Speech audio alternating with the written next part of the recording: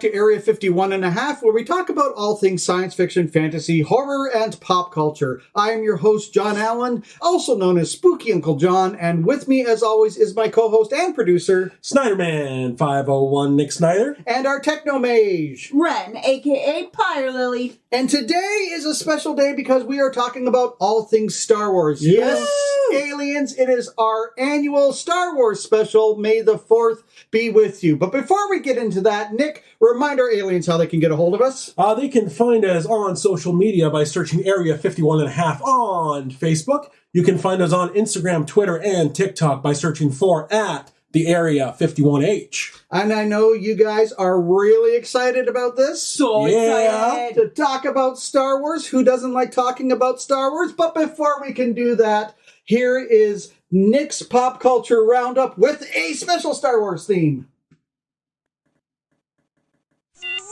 All right, so Pop Culture Roundup this week. I'm going to talk about the video game that released this week, Star Wars Jedi Survivor. This is a sequel to Star Wars Jedi Fallen Order, which I loved. This is a great sequel. I have had so much fun playing it. The combat system in it is awesome. Being able to switch from single lightsaber to dual wielding to double blade like Darth Maul and then to a blaster stance is just delicious. And the story so far, I haven't completed it yet, but the story is fantastic. The voice cast in it is awesome. Cam Monaghan is back as Cal Kestis, and Daniel Roebuck is back as Grease, and I am absolutely loving this cast. It's just a lot of fun. You can tell they're having a lot of fun doing the game, and it's just really a really great playthrough so far. So if you haven't tried it, go out and get it. Pay full price. It's totally worth it. You know, and that's the thing about Star Wars. I mean, since it came out in like 1977, it has just gone gangbusters in pop culture. I mean, it's had such an influence just on movie making with Industrial Light and Magic. Absolutely. Doing special effects and just the influence of all the science fiction that came after it. It is everything. It is books. It is comics. It is toys. It is games. It is video games. It's cosplay of all things, which is fantastic. And you know what, Nick? We have a special interview. We sent Ren to talk to their friend Naya about Star Wars cosplay.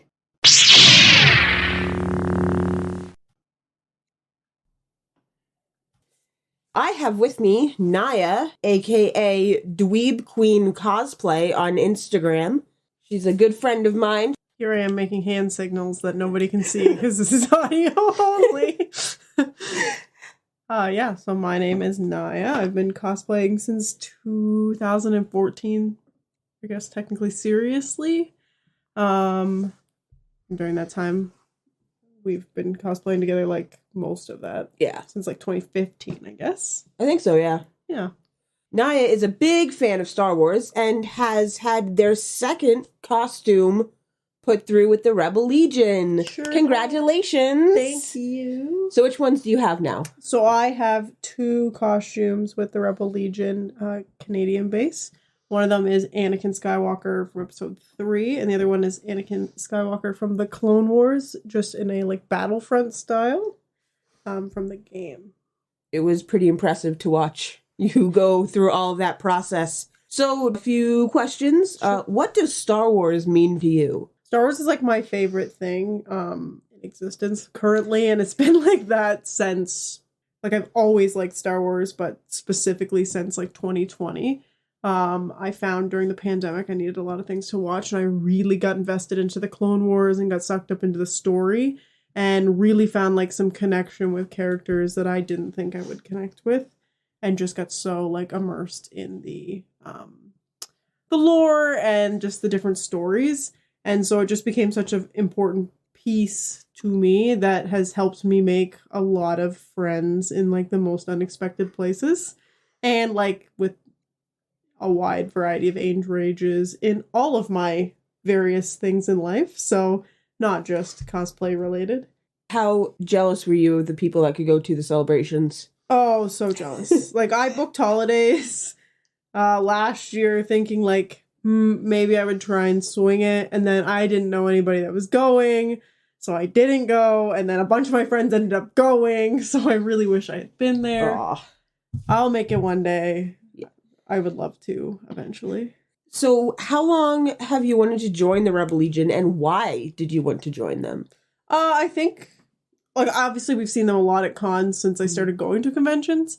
But actively, I think within the last 2 years, I decided I really wanted to try and pursue joining. For me, it was mostly one, I think they're a great organization and they do a lot of great stuff for communities, but a lot of it was just to challenge myself to make my costumes better and to improve my skills and to make them as screen accurate as I can. Yeah, to get into Rebel Legion, you have to get it pretty screen accurate, and like there's processes, right? Yeah, there's a whole process, and like I can't speak too much to what the judges and things like that do. I'm not part of that. But if you have any interest or anything like that, you can look at the website. But there's standards that their costumes have to meet, and it kind of details out everything that you need to do, which oftentimes can take, like, a lot of work. So my Anakin Episode 3 costume I actually made, like, 3 times. Wow. Before I finally applied. And then even then after I applied, I had to do some corrections to make it even more accurate. All right, big important question. Who is your favorite character and why? Okay. Well, this is a two-folded question because shout out to my main man, Kit Fisto. But the reason why I like him is purely because of the Clone Wars and the fact that they made him really buff and gave him so much comedy scenes that I just don't understand why they did that to a fishman. But my actual favorite character is Obi-Wan Kenobi. I love him as a person. And I really liked how they kind of worked through a whole bunch of different stories. And, like, I've read quite a few books about him. And I just like how he is as a person. I connect a lot with him. And just how he is. Everybody jokes that I am the Obi-Wan friend in the friend group. It's true, yes. And I just like how he is kind of like that person that at face value, maybe you don't expect is going to be so cool, and then he comes out of nowhere and is like super awesome. If you had to choose one, what's your favorite story arc in all of Star Wars? Oh, okay. So gonna have to go to the Clone Wars because they are obviously my favorite. And my favorite arc throughout the entirety of the Clone Wars is probably the Mortis arc. It was just so good. The storyline was amazing, and I really liked what they did with all the characters, and they showed kind of like a different alternative that could have happened. Other than that, I would have to say the ending of Season 7 of the Clone Wars leading up into Order 66. That was a beautiful masterpiece. I cried all 4 of the last episodes, like, hysterically the entire time. And well worth it. I liked what they did with Ahsoka and her story. What are you most excited for in the future of Star Wars? Okay. I'm really looking forward to the Ahsoka series. I am excited to see what they're going to do with that and to kind of wrap up some storylines that haven't had a chance to be ended. Especially because I heard rumors that Hayden Christensen is supposed to be back, so it would be really cool to see live action Ahsoka and Anakin reunited. Or even if it's just in like some flashback content that we didn't get. I also am looking forward to the new stuff that they're doing with Star Wars Visions. I really like that they're exploring some different story arcs and different characters that we don't necessarily get to hear from. Thank you for coming on to the show. If you would like to follow Naya, you can follow her on DweebQueenCosplay on Instagram. And what projects are you working on? I'm hoping to start working on an Ayla Sakura cosplay next. I have pieces of it ready to go. I'm also working on Anakin's winter outfit from the Clone Wars. And I typically am one of those people where I'll see something and decide I need to make it. So that will probably change 50 times before con season. Of course, yeah. Thank you so much for coming to talk to us. This was great. Ren, thank you for doing that wonderful interview. Cosplay. Let's talk about some Star Wars cosplay for a little bit here. Yeah, absolutely. I've seen some great cosplay through the years, and I know I've known quite a few cosplayers as well personally, like Ren, like Naya, and even my buddy Jamie, who's the 519 Mando. He's got his own Mandalorian costume that he has, and some of these people are so creative of what they do and with the materials they use. It is so wild. Yeah, it's really impressive when you see some Star Wars cosplay. Well, any cosplay, the level that they do, because anybody can sort of do a Darth Vader. You can get that costume pretty well anywhere. Anyone can do a Stormtrooper. You can get that costume anywhere. I'm not knocking that. It's always nice to see. But when somebody walks in a movie style Boba Fett costume, that is just everything. The ones that I find most impressive are the ones that are clearly 100% homemade, and they've been made with complete care and accuracy as well. Yeah, and they probably used a 3D printer.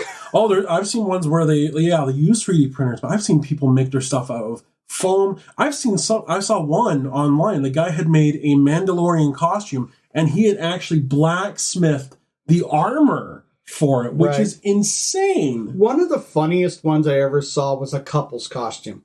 And they went out as Princess Leia with as we call it, the space bikini, right? Yeah. But here was the twist. The female in the couple, she was Princess Leia when she comes in with Chewbacca on the leash in Jabba the Hutt's. Yeah. In the palace. Yeah. In Jabba the Hutt's palace. And her husband, with a full beard, was in the Princess Leia space bikini. That's fantastic.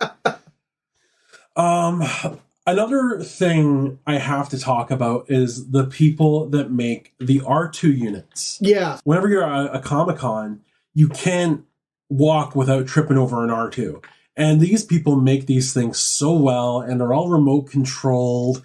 And they have all the whistles and all the little beeps and whistles and all the lights. They're fantastic, and they're so screen accurate. And again, these people are making them from scratch in their garage, in their basement. They're doing any programming for them, anything like that, and they're building from scratch. Like, that is amazing talent. There must be a kit or something somewhere that I'm sure there is. Which is, to me, it's a little surprising, because like, if you can do that, then why don't you build a few of the other droids too, like R2-D5? Well, yeah, like I haven't seen an R5 at our local Comic-Cons, but I have seen them online. Definitely, I've seen videos and pictures of them from Star Wars Celebration.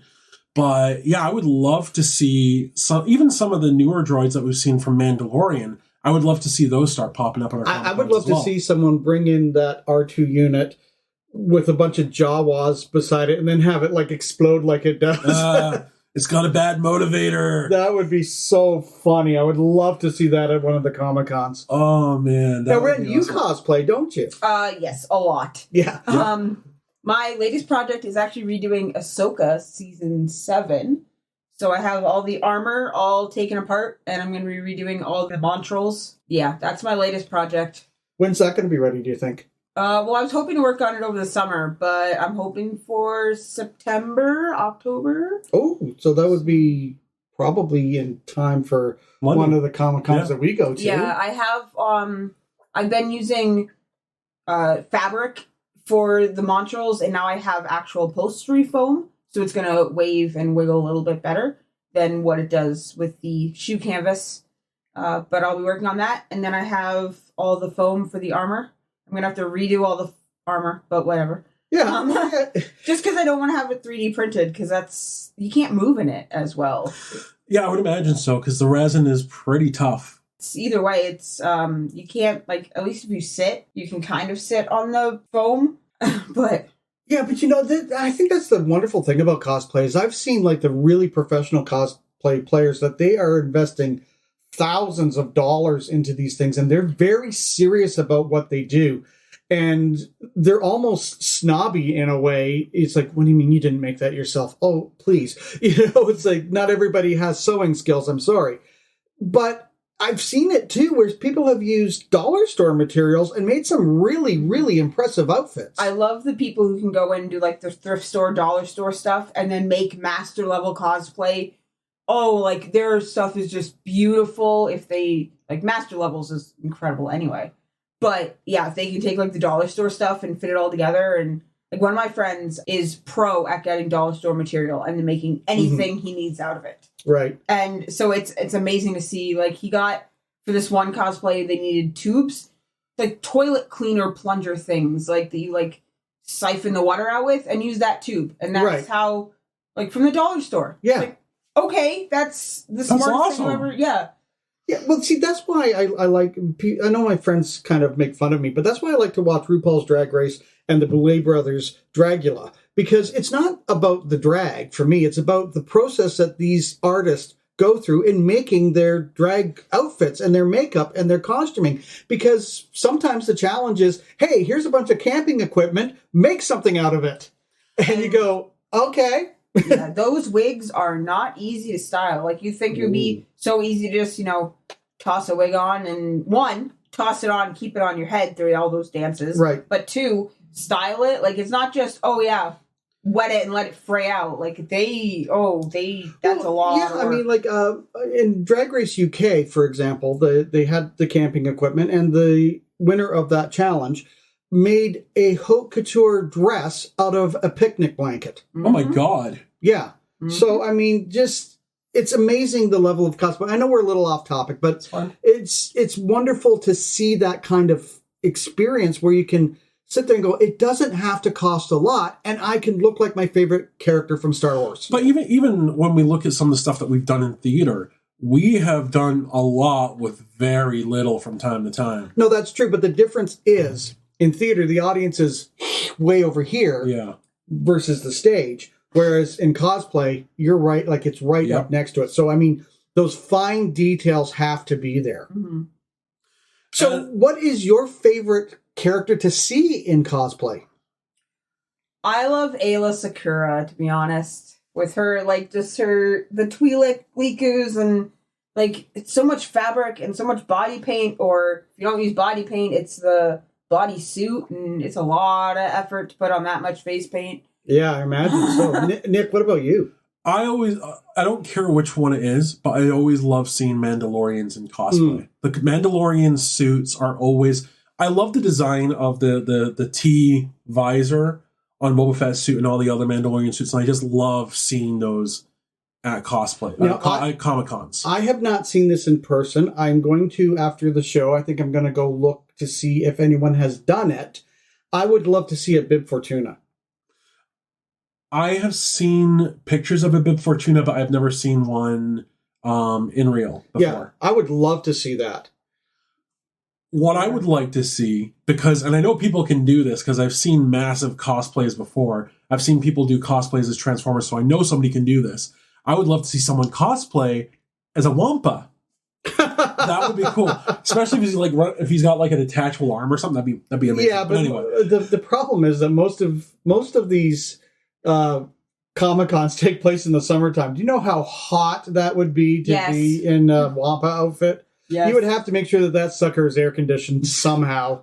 And I thought they smelled bad on the outside. But no, that would be cool, though. It'd be really impressive. But yeah, like Bib Fortuna would be really cool to see in real. I would love to see that. It's interesting with a lot. There are a lot of characters in Star Wars that people can pluck from obscurity and just make them. Like there are, you mentioned Ayla Sakura. I mean, I've seen a Hera Syndulla cosplay. I've seen a Sabine Wren cosplay. Like these are amazing costumes, and they're wildly imaginative, especially Sabine Wren with all the colors. They're imaginative characters to do for cosplay. Yeah, it's incredible the work that people put into it, and just even if you don't like try out for the Rebel Legion and the 501st, they're so accurate. It's amazing. Yeah. So, what are your favorite characters? Who's your favorite character, Ryan? Ahsoka and Princess Leia. Nick? Well, as of now, I absolutely love Din Djarin, Mandalorian. I think he's great. And Bo-Katan. I adore Bo-Katan. All from Clone Wars. Rebels and now The Mandalorian. And I adore the fact that Katie Sackhoff has played all iterations of Bo-Katan, both in animation and now live action. That's amazing. Yeah, I haven't seen, and I don't know the name, so maybe you can fill me in on the name. I haven't seen all of these Star Wars properties because I checked out, back in the 90s, unfortunately. But for me, we've said on previous podcasts that when I was a kid, I just loved Obi-Wan. Yeah. Loved Ben Kenobi. For whatever reason, I don't know, Alec Guinness's performance appealed to me, and I just loved the character. But modernly, I love Grogu. I mean, How can you not love Grogu, a.k.a. Baby Yoda? Uh-huh. He's hysterical. And the mechanic that they keep running into, the one that... Amy Sedaris' the one that stooped a Jawa.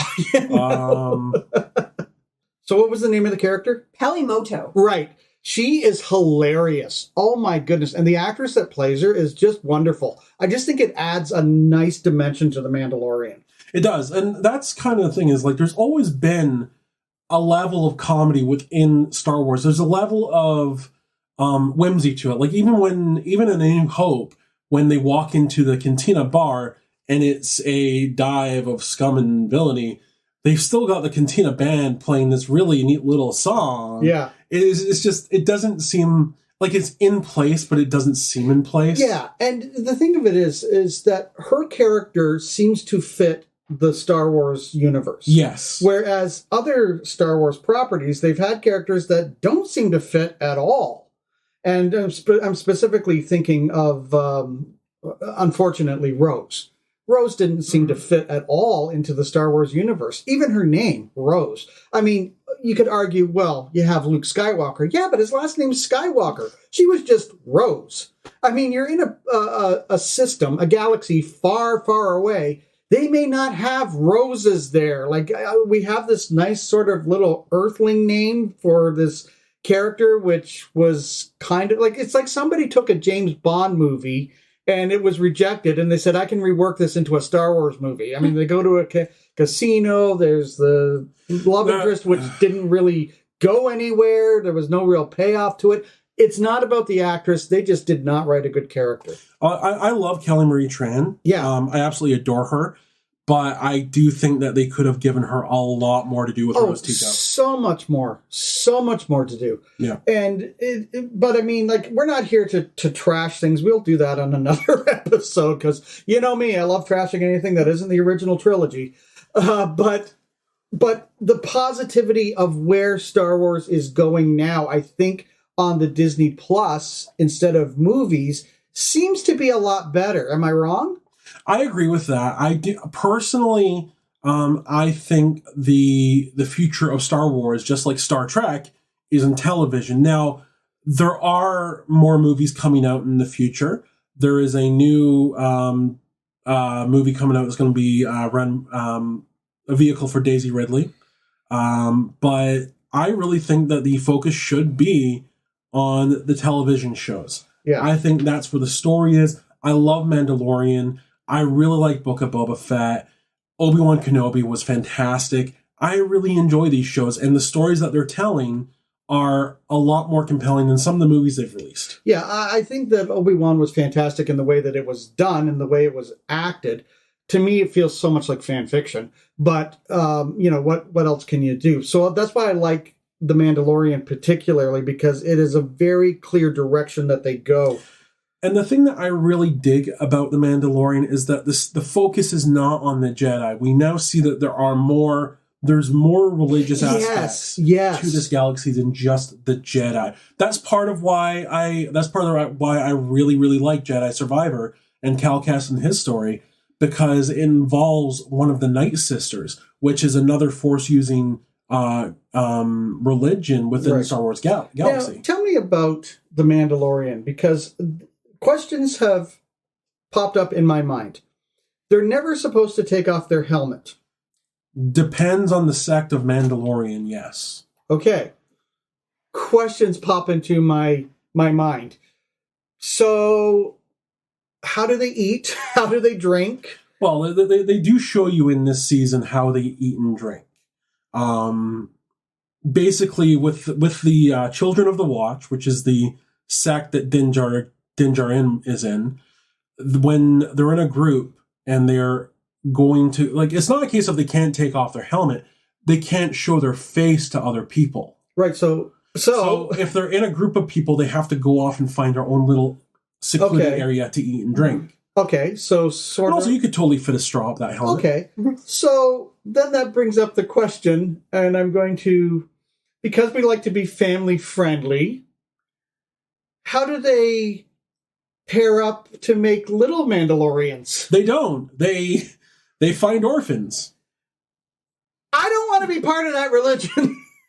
Why? Well, the Jedi do the same. Well, I mean, the Jedi don't even find orphans. The Jedi just go to a family and go, "Oh, hey, your kid's force sensitive. He's coming with me." Yeah, and then they kill those orphans. You know? That was only one time. And it was all Anakin. Yes, it was all Anakin. There was nothing pulling his strings. Oh my goodness! But we are off track. But I'm sorry, I don't want to be part of a religion where I have to wear a helmet and never smash. Like, really. But there you go. Like Bo-Katan's sect of the Mandalorians, they are not fanatics like that. They take off their helmets. They're allowed to show their face to other people.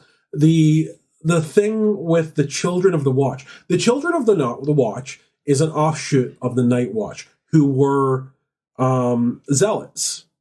And you see Pre Vizsla and the Night Watch throughout Clone Wars and Rebels.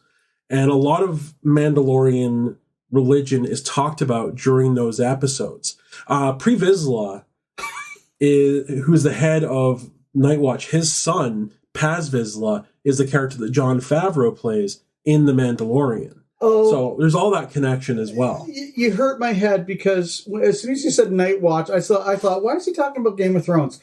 But I'm just like, oh my God, like this is part of the problem for somebody like me. If you have sort of checked out of Star Wars because you thought it was going off a cliff, I don't know anything about Expanded Universe. I don't know anything about it, but you just rambled and you knew names, and it was like you have a PhD in Star Wars. I probably should. Okay, but here's the thing, though. This is the difficulty for me, is I would love to sit you down and watch Clone Wars. But the problem is the first few seasons of Clone Wars are kind of crap. Like, Clone Wars started off, it was a kid show, and it was made for kids. But eventually Cartoon Network left Dave Filoni alone, and he started doing more mature storylines. I think one of the problems is this. Like Night Watch. When I was younger... And they had the cartoons. They had they had droids. They had Ewoks. Yeah. They were just kind of standalone cartoons. They really shouldn't be and weren't considered canon. No. Because as I've said on previous podcasts, there really is no such thing as canon because it's at the whim of the writers, and writers change things. So those cartoons and those one-off specials, like we make fun of the Star Wars Holiday Special. There were the Ewok movies. Wilford Brimley was in one of them. Yes. They didn't actually hurt the property. You know, they didn't change anything about the original trilogy. They just went, hey, Star Wars, let's make money. How are we going to make money? Well, we can't use Harrison Ford and Carrie Fisher and those. Oh, I know. Let's tell stories about Ewoks. Yeah. So it's like, great, you know, you're telling... And hey, I grew up on those movies. Yeah, I love them. You're telling stories about Ewoks. That's fantastic. I mean... I thought that was very smart, and it didn't hurt the original trilogy. Whereas now I feel there's so much out there, and everybody considers it to be gospel. And everybody, you know, it's like, well, this happened here in this obscure comic book issue of whatever, and that's why Darth Vader, likes Coca-Cola. And you're just like, what? You know, like, you really think that's canon? Like, oh, come on. You know? So I think that a property can get almost too big for itself. In properties like Star Wars and like the Avengers, they hire people with the express intent. I think it was actually Lost that started doing this, but they hire people with the express intent on keeping continuity. And that is a full-time job for whoever is involved in that, because they have to keep everything straight across all different platforms at this point. You would have to have a full-on team of people, I would think. I'm pretty sure Star Wars does. Avengers, I don't know how big that team is, but I'm pretty sure Star Wars... Oh, I remember them introducing a gentleman. He was one of the... He was writing one of the novels, and he was the head of continuity for Star Wars, and I'm just sitting there like, I'm sorry, I feel sorry for you, buddy. Oh boy, that is a big job. Because it is a huge job. And at this point, he must have a giant team, because look at all of the different, just amongst the different TV properties. Well, yeah, and that's the kind of, I felt sorry in a way for Disney, because now I haven't checked out Andor yet. But I felt sorry for Disney because they said, okay, Book of Boba Fett. And as I said on a previous podcast, hey, thank you for answering that question that I've had since I was a child, that Boba Fett could indeed, yes, get out of the Sarlacc pit. Thank you. But then COVID ruined it, and they took parts of the Mandalorian and threw it season into 2.5. Boba Fett. Yeah. And the problem is the Book of Boba Fett then kind of lost its way because it just really made zero sense. So what you're saying is that this wasn't the way. This wasn't the way. This wasn't the way. Okay. No, but I get why they did it. I know. But it wasn't the first property to get derailed by COVID-19, and it wasn't the last. It happened multiple times, and it sucked. Yeah, but I'll tell you this. I mean, what was neat about it is it did introduce me to a character that I didn't know existed, that I think aesthetically is just a fantastic-looking character in Cad Bane. Oh, I love Cad Bane. I don't know anything about that character, so and I don't want to take the time here to delve into that is an entire podcast in itself. But yeah, just a quick rundown. Started in Clone Wars. We've seen him all over the place. Brilliant character.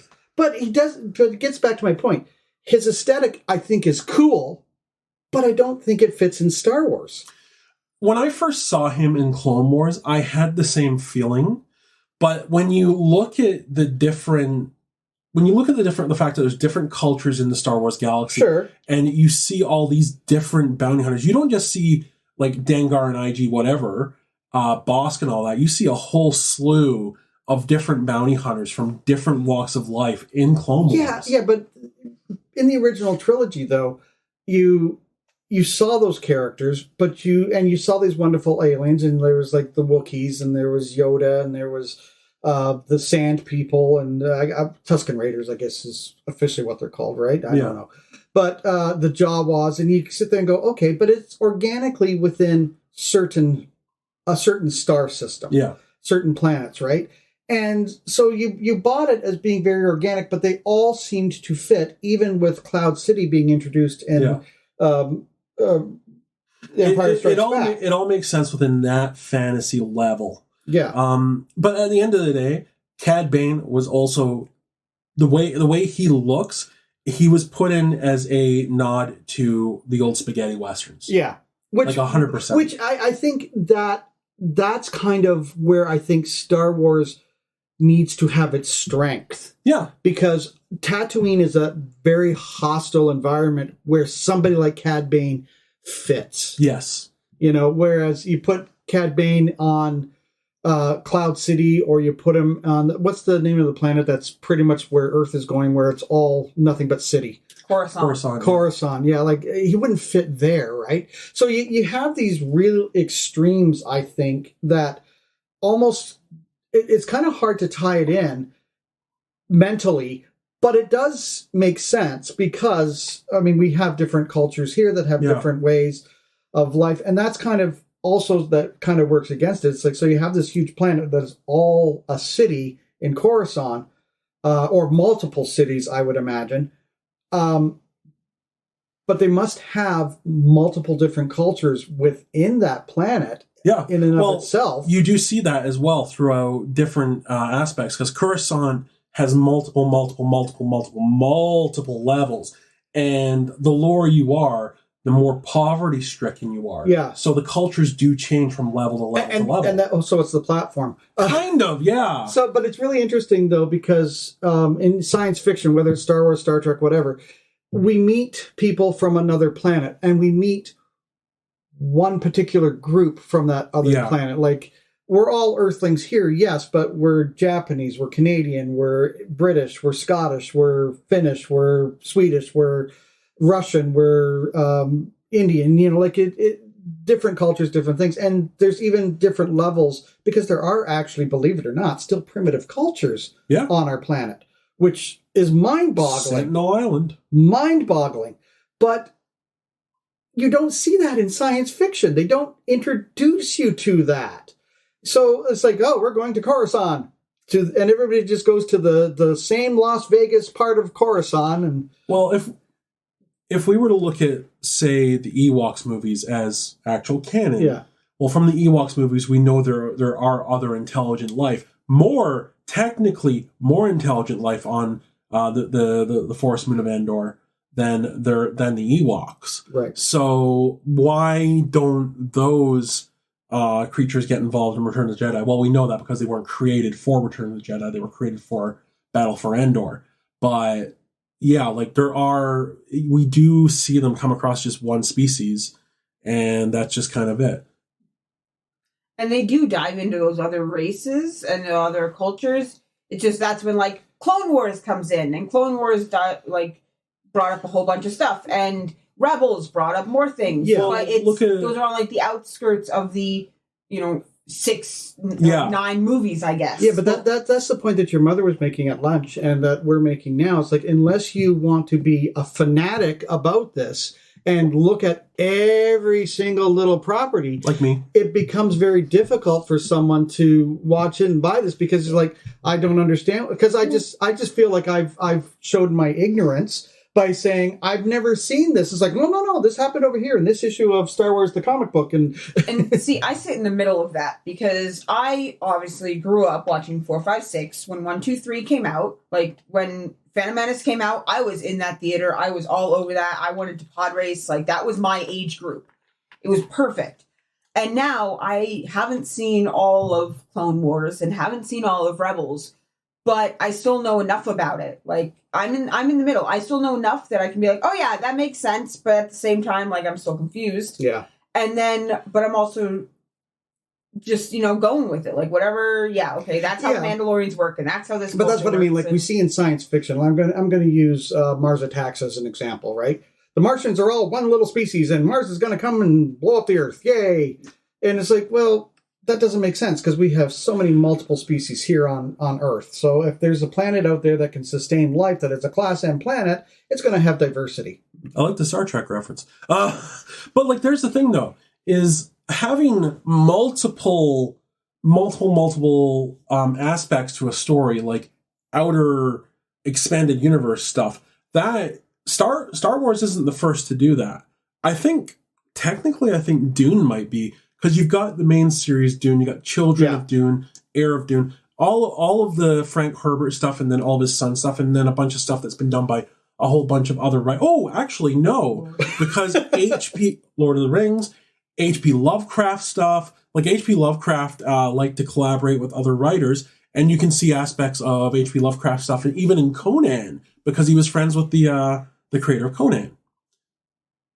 But there's one thing that Star Wars has that no other science fiction group has.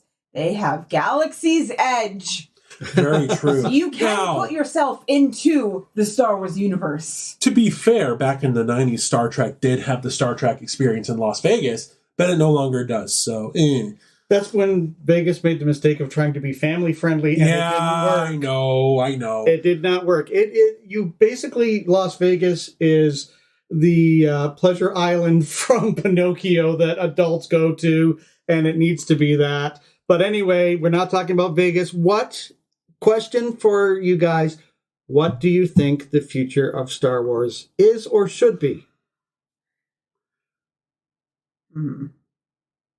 Well, for me, like I already said, television. I think this future of Star Wars lies with television. I would like to eventually see where an episode 10, 11, and 12 could take us. But right now, I just want to see more Mandalorian stories. I want to see more Obi-Wan stories. I really, really cannot wait to see Ahsoka. Oh my God. I'm with you, sort of. I don't want to see any more Obi-Wan things. I don't want to see the Luke Skywalker saga. I don't want to see anything to do with Darth Vader anymore because you guys had your chance and you messed it up. I want to see basically what I was talking about, the expanded universe. That's why I'm liking The Mandalorian. Yeah. Yes, it's familiar. You got that guest spot with Luke Skywalker coming in. Made perfect sense. So no problems there. But that's where I want it to go. Give me a character, or whether it's a new character or whether it's a sub-character, and follow that. But don't give me something like, even though it's a good movie, don't get me wrong, it's a good movie, but don't give me something like Rogue One that's 5 minutes of a better story. You know, like, I don't need to know how they got the plans for the Death Star to Princess Leia. That's irrelevant. And I kind of agree with that. Like, I liked Rogue One a lot, but the story didn't need to be told. Yeah, well, it's the same with Solo. Even the director, Ron Howard, really couldn't save that, despite having good cast members in it. I mean, once you get past that 2 minutes of how Han met Chewie, you're just like, eh. And I'd sure like to know how Darth Maul survived, but... Clone Wars. But see, there again, you have to go in and you have to dig all this thing, and I don't have that kind of time to just sit there and watch 24 hours, 7 days a week of Star Wars and all of its extended universe properties. It's hard. So Mandalorian is doing great. Mm-hmm. Where do you think we can go from there? I also agree that TV is a great way to go. I mean, I've thought that since the beginning of, like, I saw fanfics on Tumblr where people are like, hey, I want average things of, you know, the Avengers going to the grocery store. I want that as an adventure, make it a TV show, half an hour, done. Perfect. Like the little shorts when... yeah, people have been wanting those for years. Like a funny thing happened on the way to Thor's hammer. I loved that episode. People would make them happen. Like on rebelscum.com, they still have, I think, a dedicated page to homemade films, like fan-made films. Oh, I don't want to see that. Some of them are good because some of them are being made by people who have some money, and some of them are crap because they're being made by people who don't have money. But the fact of the matter is people have been wanting to see this type of stuff, expanded stuff, TV stuff, for a long time, and now we're finally getting it.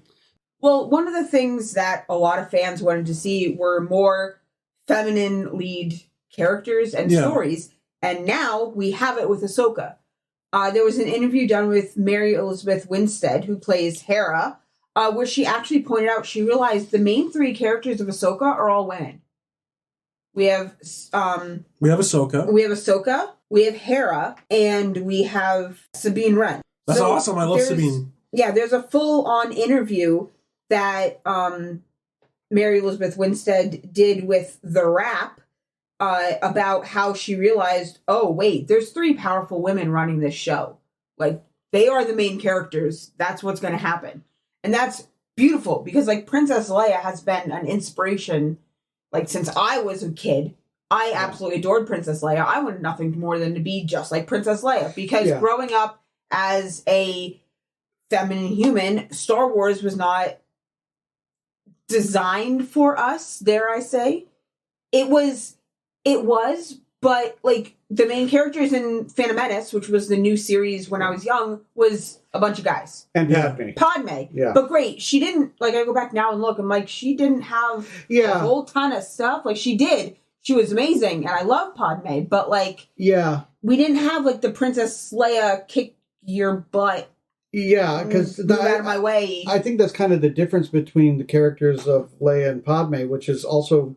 one of the problems that I have with writing and the prequel trilogies not being very good is because Leia was always strong. Yeah. You know, and she didn't have the Force at that point. She wasn't even Force sensitive at that point. There's hints of it in the original of her being able to tell, like, Luke's safe and but that happens in Return of the Jedi. Yeah, but, like, Padme is powerful because she is diplomatic and... you know, can get her stuff done that way. She's in a place of power, but the writing is not good, I don't think. Okay, yeah, she's in a place of power. In Phantom Menace, she's the queen. In Attack of the Clones and Revenge of the Sith, she's the senator. But the problem is, in Revenge of the Sith, she exists solely to bear Anakin's children. Right. That is her entire reason for being in that movie. And that sucks. That's all she's boiled down to.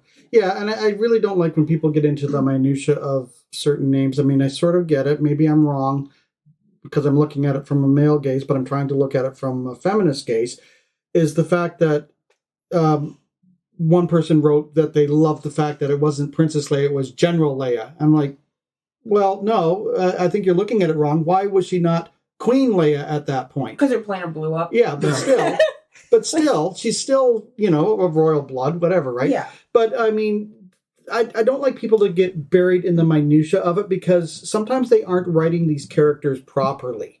Like there's one meme out there that says about Anakin and Luke being weak as water because Leia was never tempted by the Force. And it's like, well, I got news for you, because until these sequels came out, Leia was not a Jedi. She was not. She was Force sensitive, but did not have the Force, did not know how to use the Force. You can't be tempted by the dark side if you're not even on the light side. But she has always been Darth Vader's kid. Yeah. So always it makes sense. Yeah. It makes sense. I'm not saying it doesn't make sense. Yeah. I'm just saying in the story that they told, she had no training. She wasn't, so the Force sensitivity makes perfect sense. Mm-hmm. The fact that she gets elevated to be a Jedi or was in Jedi training makes perfect sense. Don't get me wrong on that. But they didn't do it well. No. You were talking earlier, Ren, about Galaxy's Edge. Yes. Where you can actually go to Disney. Not that we're promoting Disney, the House of Mouse, but you can go if you have enough money to take a trip. You can go to Galaxy's Edge and be part of Star Wars, and you were there. I did. Yes. I went last year. I was lucky enough to go along with Naya, actually. We went to Galaxy's Edge, and I think we both cried our eyes out. It was pretty great. It was amazing. So, quick story. Got in the morning. First thing, tried to book tickets for the Rebellion ride. Mm-hmm. Found tickets at the end of the night. Whatever. Got in line for the Millennium Falcon. We were one of the first people to drive the Millennium Falcon that morning, and we got to drive it. So nice. So you have 2 engineers, 2 gunners, and 2 drivers, and I got to pull the Millennium Falcon into hyperspace, the first thing ever.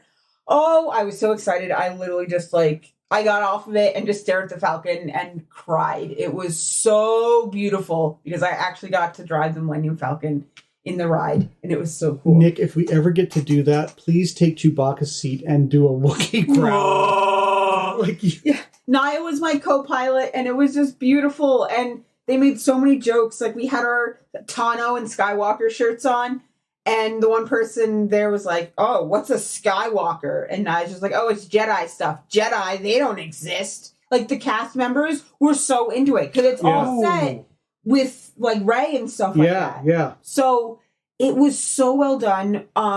It was beautiful. We went to all the shops. We tried to get into the cantina, but you had to reserve space and stuff. We just never got into it. Yeah. But we saw it. It was beautiful. We had food at the junction, which is supposed to be a little hangar bay, and it's all Star Wars themed food. So it's all banthas. Can you get blue milk? Yes, we got blue and green milk. They're both delicious. Green milk? Yeah, they had green milk. It's just the flavors that were in okay. it. We saw Kylo Ren's ship. We did not see Kylo Ren at all that day, which is a little sad. But I heard Kylo Ren's kind of sassy. Apparently he is. But we didn't see him. But I did get to witness the very, very special lightsaber building ceremony. Ooh. Because Naya built her own lightsaber, and I was the guest that was allowed to come in, and I filmed the whole thing. It was amazing. It was beautiful. It was so wonderful. And just having her, watching her pick out the kyber crystal and the pieces that she wanted for her saber, it was, I literally had my heart hurt because it was so beautiful to watch. I wanted to build a droid really, really bad, but I did not have the money because they are expensive.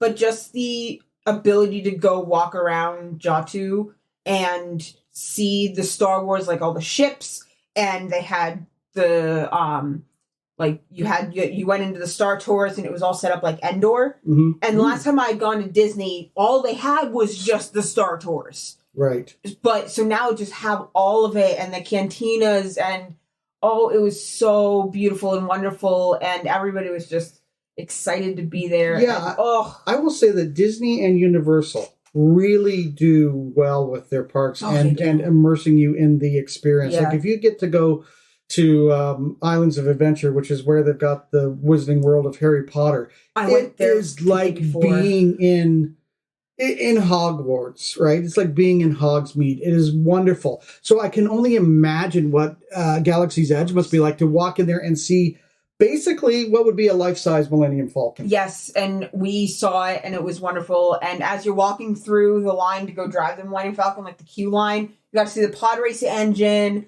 and then you got to see the Millennium Falcon out the window, and I was like, ooh! And then I got to touch a bunch of the costume stuff. Like they had the replica things for like Ahsoka Mandalorian outfit. So I looked at that, and I was like, ooh, I can get this fabric, and this is what it actually looks like. And then I just went ahead and bought the belt instead of having to reproduce it, which saved me a lot of heartache. Yeah. And I do make that cosplay. But it was beautiful. I do have to say about Disney, part of the reason I rip on them is just because my experience with Disney it's good. It's really good. Don't get me wrong. But anytime I've gone to a Disney park or anytime I feel like Disney's putting out a property, I feel like they're just like, we're going to milk this cash cow to death. As soon as you enter a Disney park, there's this little vacuum that goes into your wallet because they want every penny they can possibly get. And when you arrive, they're like, welcome to Disney. And when you leave, they're like, get out.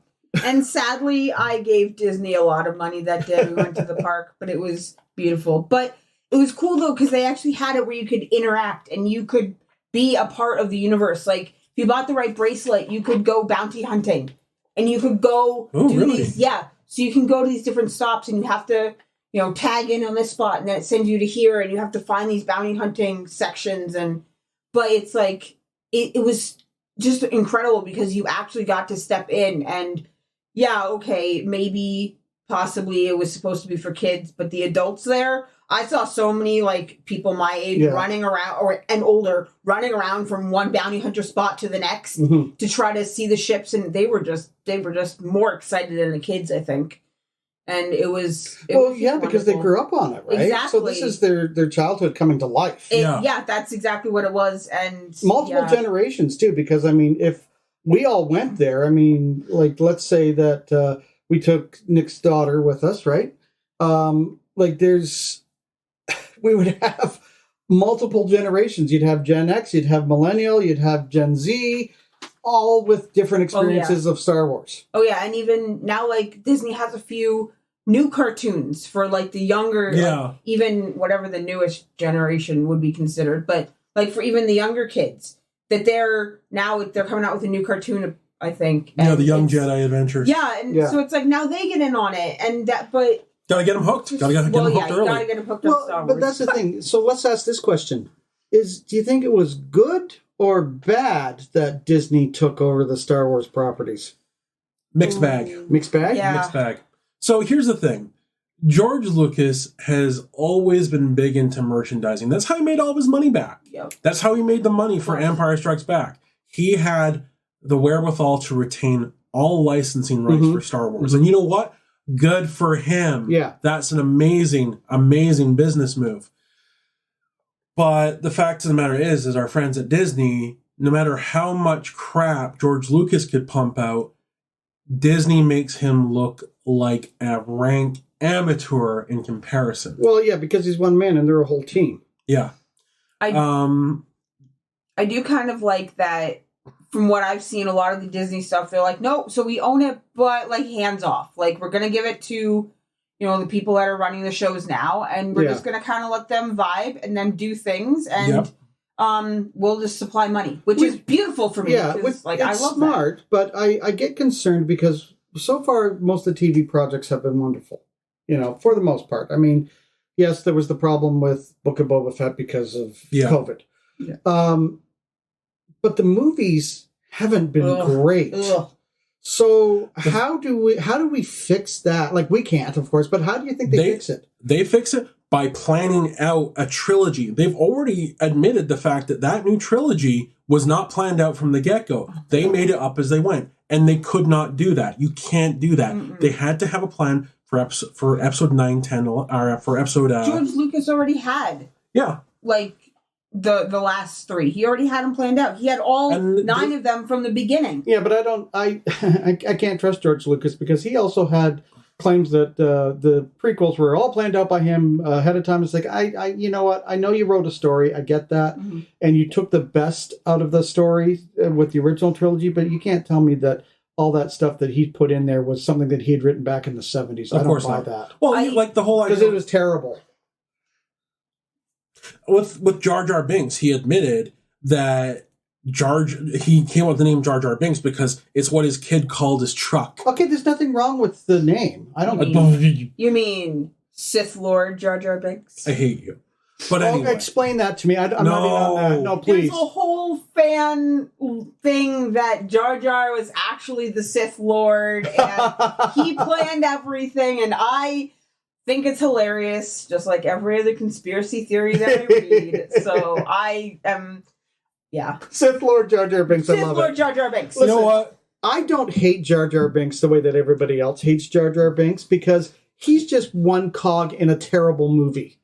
You know, like he's just one cog in that wheel. He was entertaining for me as a kid. I have a bigger problem with the very racist-looking other aliens like Watu and what are those... The Gungan, or the Newt Gunray, the Nemoidians. The Nemoidians, yeah. I have a bigger problem with them than I do Jar Jar Binks. I do want to point out that they did do Ahmed Best good. Yes. In The Mandalorian. They had him do a cameo as the Jedi that saves Grogu from the Jedi Temple. Which was fantastic. But this is what I'm talking about. I think they should do him good by bringing back Jar Jar Binks, but not making him the way he was in the Phantom Menace trilogy, right? Where he has grown because he is a senator now, right? He does represent things. I would like to see him where he has grown some and has some wisdom, but still remains a bit Jar Jar Binksy. Yeah, no. Not for me. I don't want to see that character again. I'm good. I just can't stand him. I cannot stand it. I don't like the Gungans, period. Yeah, and that's fine. Because again, one cog in the wheel of terrible. I don't know how... The whole movie's terrible. I don't know how he looked at Brian Blessed and go and say to him, hey, we're going to have you go... and that's it. That's gold right there. He said they use them. It is terrible. It is terrible. I mean, at least the Jawas go around ding ding ding ding ding ding ding ding. That's Spaceballs. I know, but I had to do that. I had to do the Spaceballs reference because the thing is, I think that they had characters that could have been so much more than what they became. Right? Yeah. Again, Rose, give her a different name, give her a different storyline. She would have been wonderful. She would have been a great, strong female character juxtapositioned with Rey. Yeah.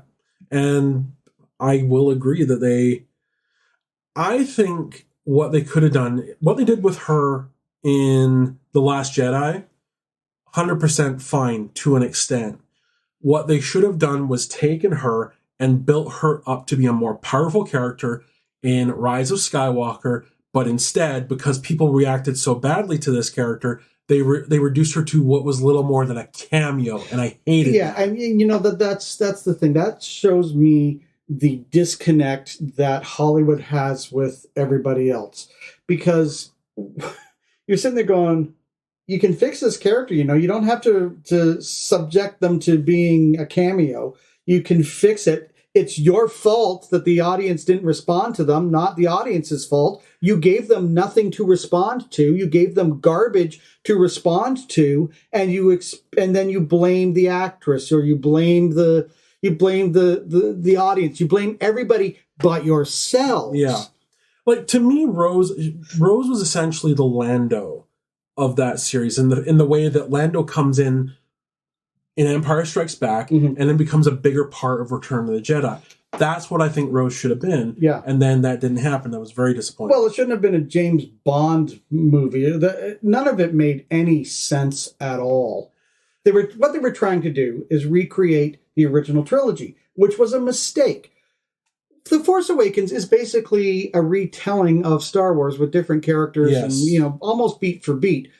But it was well done to the point that we're like, yay, Star Wars is back. Oh, no, Han. But they set up a lot of stuff that they didn't pay off on. Yeah. And I don't know where the blame is, because Rian Johnson wrote that, didn't he? Yeah. So I blame him. He wrote a terrible script. He can write a good script. We've seen that. I blame Kathleen Kennedy because she's the producer that sat there and went, okay, I'm in charge of Star Wars. This is all good. Let's go ahead with it. But the fact of the matter is well, we don't know that. We don't know that. We're not in the room. Fair. But here's the thing. The new sequels have their problems, but there are snippets of good movies in there. And that's the frustrating part. Yeah, when Max von Sydow comes in the original, and we are first introduced to Kylo Ren, and he can stop a laser blast with the Force. Yeah, that was so cool. That was such an amazing scene that every Star Wars fan, including myself, who had been soured on it, went, okay. Or even in Rise of Skywalker, when we thought they killed Chewie, that was wild. But there was, one of the biggest problems I had with it was the Knights of Ren. They mentioned the Knights of Ren. They briefly showed them in Force Awakens. They only briefly mentioned them in The Last Jedi. And then when we finally see them in Rise of Skywalker, they go out like a bunch of putzes. They do. They just get taken out by Kylo Ren. They don't seem threatening at all. They were a popcorn fart and a half. All right, now you know what, guys? We could go on forever about Star Wars, which is why we do an annual May the 4th be with you Star Wars special. Indeed. But before we wrap it up, I just want to ask one final question. And it can be from the extended universe, that's fine. What is your favorite Star Wars moment? So I have one that builds off the other.